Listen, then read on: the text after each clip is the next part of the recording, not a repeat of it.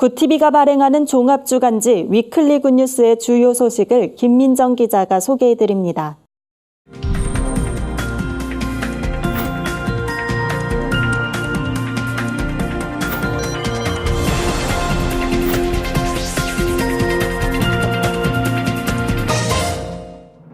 이번 주 주요 뉴스 브리핑입니다.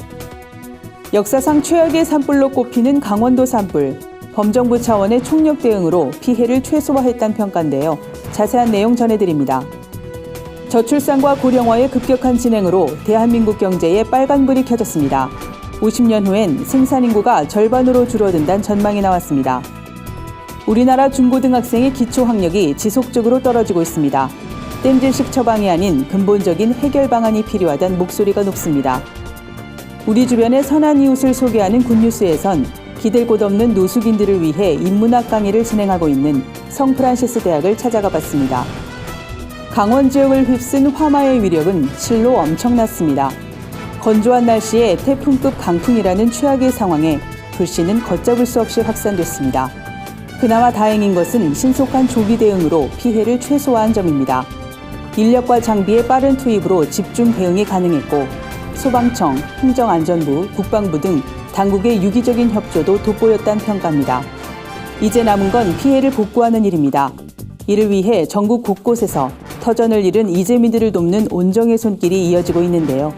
하루빨리 피해가 수습되고 이재민들이 일상을 되찾을 수 있길 바랍니다. 인구 절벽의 재앙이 현실로 다가오고 있습니다. 국가 생산 활동의 엔진이라고 할 수 있는 생산 연령 인구가 50년 뒤에는 현재의 절반 수준으로 떨어진다는 전망이 나왔습니다. 고령 인구 비중도 갈수록 증가해 2065년엔 우리나라가 OECD 국가 중 가장 늙은 국가가 될 것으로 예상됩니다. 생산 연령 인구가 감소하고 고령 인구가 증가한다는 것은 노동자 한 사람이 부양해야 하는 사람 수가 늘어남을 의미합니다.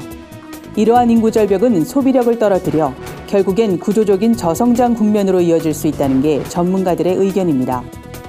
우리나라 중고등학생 10명 중 1명은 수학 과목의 기초학력이 미달되는 것으로 나타났습니다. 교육부에 따르면 지난해 중학생의 11.1%, 고등학생의 10.4%가 수학 과목에서 기본적인 교육과정조차 따라가지 못하는 것으로 확인됐습니다. 기초학력 미달 학생은 지속적으로 늘어나는 추세인데요. 교육부는 토론과 프로젝트 등 달라진 수업 방식을 반영하지 못한 평가 방식이 원인이라고 진단했습니다. 하지만 교육 전문가들의 생각은 다릅니다.